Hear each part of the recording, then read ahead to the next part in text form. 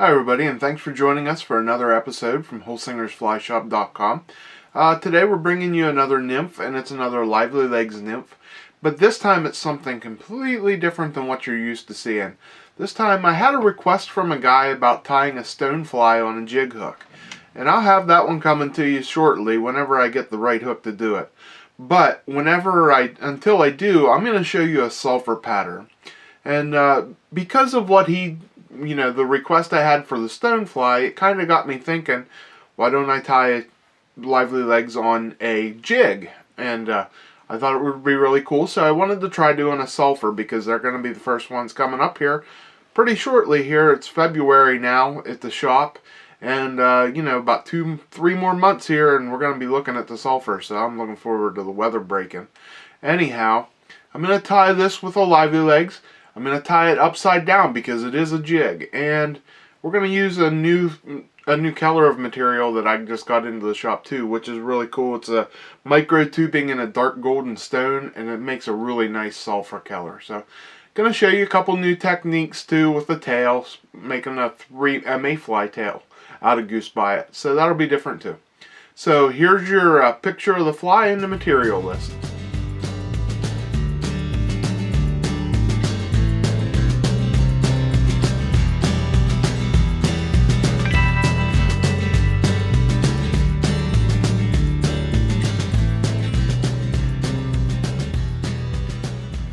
Okay, here you see in the vise, we got our fly in the vise here, and it's a pretty cool looking nymph. If I turn it upside down, it's got that little bit of flashback, and that's how it's going to ride in the water there. So that's actually how I'm going to tie a little bit of it. You'll see here in the video.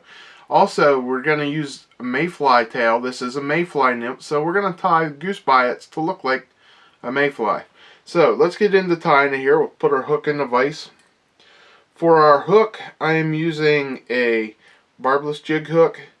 This is a Trutta or a Hazard, whichever one you have handy there, or Trout Legend makes one like this. And what we're going to do is we're just going to start our thread on there. For thread, I'm using 140 Denier wood duck. And then we're just going to take our thread, and I'm going to get right up in behind this bead. The bead is 3.3 millimeter black nickel. Use whatever color you have. This bead and hook size matches pretty well. And you can see how I made a little ramp going up there, and that's going to hold that bead in place. And it's going to, you see how it's nice and straight. The gap lays right in the middle of the hook. That's going to make it ride nice and true. Next thing I'm going to do is I'm just going to bring my thread back here, and I'm going to put on a Goose Biot. My Goose Biot, I'm using olive, which sounds kind of weird, but it matches this pattern really nicely. So I'm going to cut three of them off here, and set them on my base, and I'm going to tie one on at a time. The first one I'm going to tie on, I'm going to slide it right on one of the sides of the hook. Doesn't matter which side. I typically tie on the far side for me. Okay, and we're just going to tie that back to the bend, right like that. And I'll pull this off. Now, I'm going to make my ball of thread like I always do with Goose Biots. I'm going to create a small ball to splay out these biots. Doesn't have to be big, just bigger than the thread on the back of the hook there. Now I'm going to take another one, and I'm going to lay it on the same side actually. And I'm going to put it the same length as this center tail. So I'm just going to hold it on here. And I'm going to start it on there. Okay? Not going to wrap it the whole way up because I didn't make a real big ball on that center one. So I don't want to lose it on this side. Okay, so I'm going to hold it up against on this side. Tie it on. And then I'm just going to try to tweak these back, even them out, and get it back to that splayed ball there. And there you can see I got the nice mayfly three-prong tail. Okay, now we're going to pull these off. And there our tail is done. Now the next thing I'm going to put on is the micro tubing. This is dark golden stone. You see the pack. We just found this color and really liked it, so we got some for ourselves. And we're just going to start it on here. You can start it on the top, is fine. And pull it back tight so it tightens down pretty tight. And thins it out. And take it right back there to where you started your tail. And then I'm just going to wrap this forward. And what it's going to do is create a nice segmented body with that wood duck underneath it. It's going to make a really nice sulfur color. And as I go up, I'm going to loosen the pull on it just a hair so it gets a little wider as I go. And I actually take this almost the whole way up. I take it further. It's going to be covered with legs is what I'm trying to say quickly. Take it further than you think I should, because I don't want to make it too short, and it's going to be covered up when I put my legs on. So there we have our body tied. Okay, next thing I'm going to do is I'm going to add the legs, and for that I'm going to flip my vise upside down. Okay, if you don't have a rotary vise, you can put it in your vise upside down, it's fine. And I'm just going to cut with lively legs. You always cut this first end off, and I'm only going to use the front two legs, so I'm going to snip it off right behind there. So I'll show you that here in 1 second. Lively legs look really nice on this fly. It's perfect size to match this size 12 hook. Now, I'm going to set these on top of the fly. It's going to go a little bit to the side, and my finger's going to block it here for just a second probably. Okay, I just want to get it up there, and then I'll roll it around to get it on top. And I'm going to try to pull them up close to the bead as I can get. And then I'll wrap it down.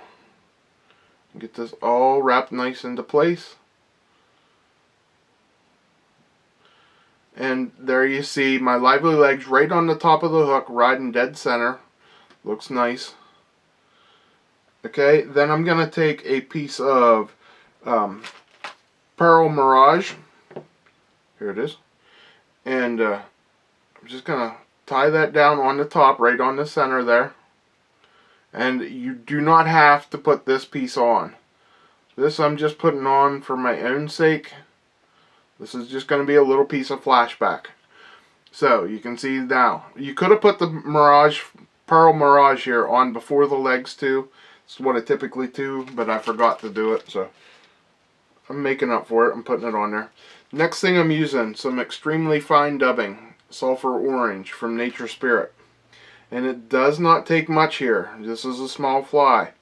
So we're just going to take and dub this onto our thread.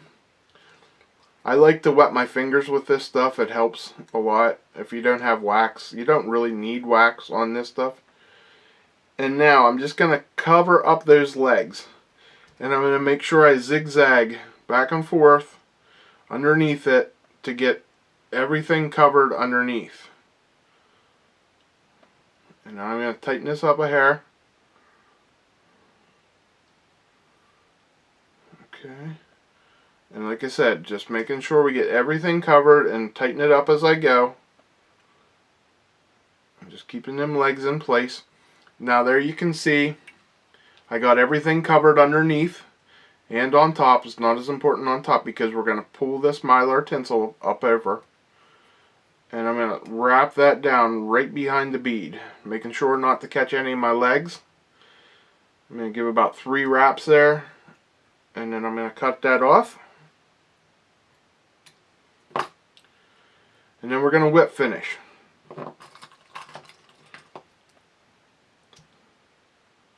Okay, and I'm going to keep that right in there behind the bead. Nice whip finish. Nice little collar on there. And then lastly, I'm going to put just a little, you can see, it all looks real nice there. I'm going to put just a little bit of UV glue on there just to seal that wing case, keep it in place. And it'll protect my thread too, protect my knot. And I'm not building this up very much, and I'm just making a nice even blending of it all together there. You can see how I just covered it up like that. Hit her with my light and we're done. And there is a Lively Legz sulfur jig.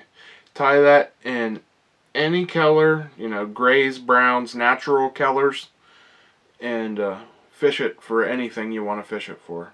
I just used it as a sulfur to show you a sulfur. Okay, sometimes it gets a little bit difficult to work in an area, tight area like that with working in a jig hook. Working on the inside of it, putting the Lively Legz in there, putting the flashback. Don't do the flashback if you don't want to. It's not really necessary. I just put it in there because I figured somebody would ask me about it. So, try it. Do different things. You use a darker color, like a dark brown piece of thin skin would be good because it's actually a little bit darker on the sulfur on the top there. So, just give it a try. Have fun. Like I always say, switch up your colors. Just use this as a model for what you want to tie to match the hatch in your area. So until next time, guys, tune in to all our social media channels like YouTube and Facebook, and like us on Facebook and Instagram, and follow us, subscribe to our channel on YouTube, and don't forget about our podcast, Bugs and Beard Podcast. We had a lot of great guests on there, like Pat Weiss, which is a great one that's just out now. Talks about competition fishing, what it takes to be on the world team, and you know, and gets into a little bit about competition as you know, what you have to do to perform at that level and things like that. So it's pretty neat to hear from a top-notch guy like Pat. Anyhow, follow us on all our social media and tune in next week as I bring you another fly tying video. Thanks again for watching, everybody. I'm Sean Holsinger.